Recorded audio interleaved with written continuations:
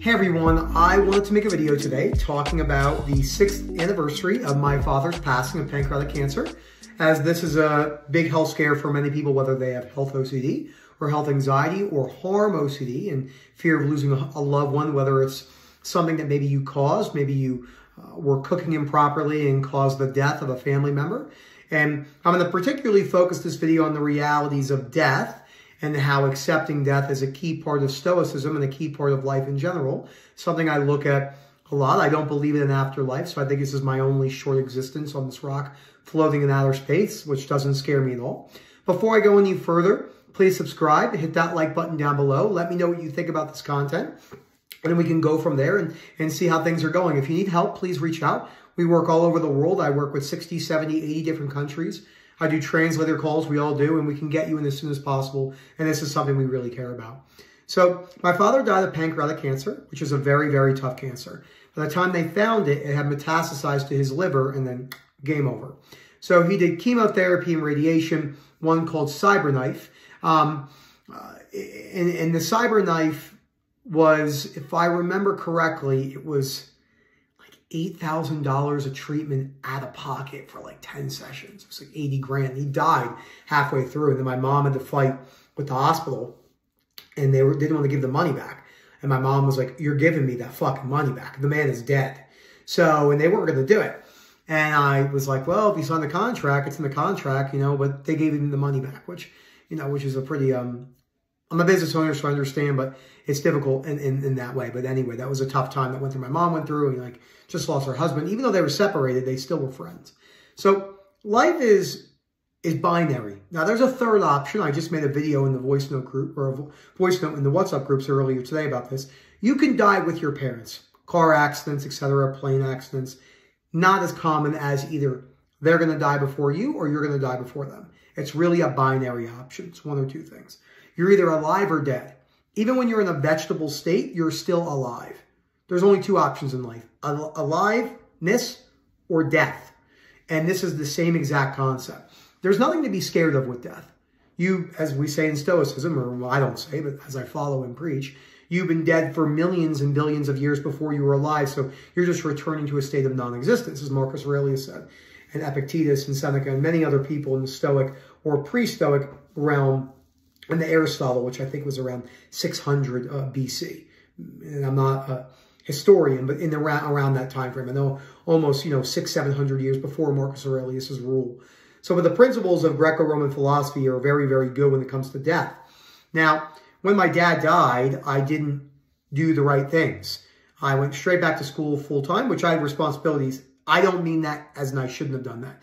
I'm a big believer in taking time when needed, but it's not as needed as most people think, in my opinion. Getting back to your life and getting the job done is more of a responsible option. I wasn't going to cry in my bed for a month. I wasn't going to do that. I don't believe in that way of living life. If you do that, it's understandable, but it's probably not the best thing for you. So I accepted that my dad was dead after he'd been dead for a long time. In the beginning, I went back to school. I started smoking again. I was smoking the Juul cartridges. This was leading up to my chronic OCD, which happened 15 months after this, but I had OCD my whole life. When, I go back and look at it, it was brewing and brewing and brewing. So started smoking again, started drinking a little bit more than I normally drink, because I've never been a big drinker, a couple beers a month here and there. And I started playing more video games. I started isolating more, and I think my anger got worse. And it wasn't until I started suffering severely with OCD 15 months later, and then years down the road from then, 2022, 23, and now 24, why I've accepted the reality of death. And even if it was from the harm perspective, like maybe because there's so many fears out there, what if I poison my children inadvertently from cooking and they kill them? You could still accept yourself as a human. Remember, there's no such thing as good and bad people. Your perception of what you think is good and bad versus my perception of what good and bad is very different, more than likely. Yes, there's similarities when it comes to murder and genocide, but there's people that commit murder and genocide that think it's a good thing. So you can't say it's universally good or bad. It's easy to break this down once you've practiced it for long periods of time. Doesn't mean that society doesn't agree with things as a whole. We do, but it's like saying you could have 2 billion people that believe in one particular faith or religion. It doesn't mean they're necessarily correct. And that's a very hard thing for people to wrap their head around. That's why it's called faith. So my faith is that I'll never see my father again. He's dead and he's gone. and he's rotting in ashes because we cremated him. And I have him in a necklace in my closet, which I thought was very unique. But that's sad. I'll never see him again, but there's a chance I could, because I can't just say I know for a fact that there is no hell or heaven. I just don't believe in them. I don't see a point in believing in them. I just think that his life is over and my life will be over in the very short future in the grand scheme. And I might live another 50 years, but that's nothing in the grand scheme of life. So, and I realized that death was coming for all of us, and I might as well live my life exactly how I want to live it, on my terms. And that means if I want to work as much as I want or work as little as I want, I don't tell people anymore about why I do things. I have people ask me constantly, why do you do this? Why do you do that? And I just say, because I like it. I don't go into any more depth. It's none of their business. And more than likely, people won't understand. I don't need them to understand anyway. If I want to work 90 hours a week, I'm going to work 90 hours a week. And if it's not good for me, it's not good for me. If I don't want to work at all and it's not good for me either, it's not. That's the way it's going to be. And I can accept that position of where I am. And I work on that in an up and down thing, because my father worked a lot. He was an attorney.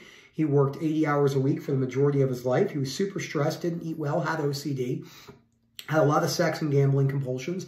He was very bad with money, which is dangerous when you make a lot of money. If you make a lot of money and you're not good with money, it's not going to be good. So, and I saw that my whole life, but I love my dad and I love everything he taught me. He taught me hard work and grit and consistency. He went to work and got the job done, which I love very much. I think it's one of the #1 signs of human maturity. Jim Rohn quote is showing up and getting the job done, no matter what's going on in your life. It doesn't mean you don't take time for yourself. Mourning and regret, in a healthy dosage of regret and remorse is good. Anything more than that can become a big, big problem. And I don't run my life like that. So I just get the job done. Over the last 2 or 3 years, I've gotten very good at not speaking about this stuff with people, because talking about my father's death has very, very little pros. I talk about it in a way to help people accept the realities of death. And the same thing goes for your children. Remember, it's quite binary. You're going to die before your children, or your children are going to die before you. And that's a very, very sad reality of life. But it's a reality that Marcus Aurelius would use when he would kiss his children goodnight. And he would remind himself that they were mortal. And he also lost 4 or 5 children in young ages. I think he had 11 or 12 in total. I can't remember fully, but I know he lost a lot in young ages. And the ones that lived to be a little bit older, I believe they were problematic in certain ways. But again, I'm not a historian. So, and that's the way I look at life and I look at death. And I'm thankful for the time I had with my father. So, it really comes down to the principles. Like I said, I know it could sound really repetitive, but this book right here, the principles in this book, especially page 70, 71, right? So if I go to page 70 and I read, the irrational belief is, no matter what, my parents must not die before me. No matter what, my children must not die before me. If they do die before me, it's awful. I can't stand it. It proves that life is no longer worth living and my life will never be the same again. Well, that's a completely irrational belief. And you can break that down with the principles of Ellis. So thank you again. Please reach out. Let me know what you think. We're here for you always. Phil@OCDrecovery.com. Webinars Tuesdays, 8:30 p.m. UK time. And we hope to hear from you soon. Have a good one, everyone.